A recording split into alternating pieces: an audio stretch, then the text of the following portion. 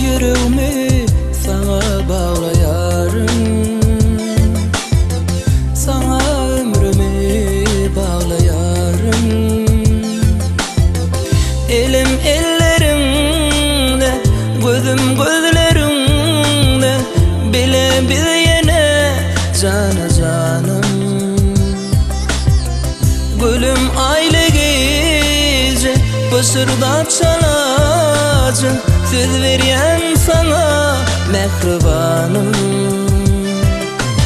Dinle dinle dinle yarım kalbimin sesini. Dinle dinle dinle canım yüreğe vurgusun.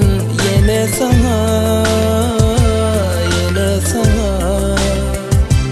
söyleyen diyen varım sana.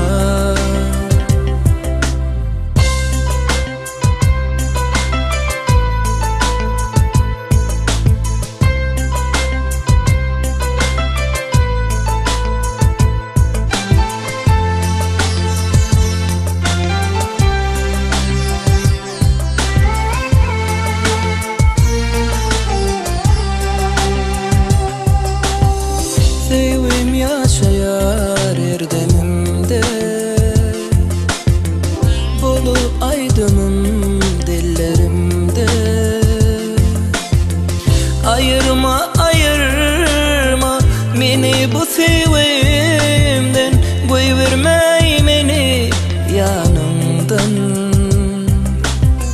Yine aile gece Pısırda çalacak, söz veren sana yüreğimden.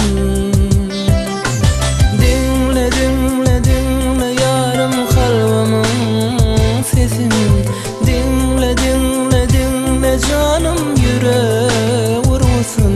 Yine sana, yine sana söyleyen diyen varım sana.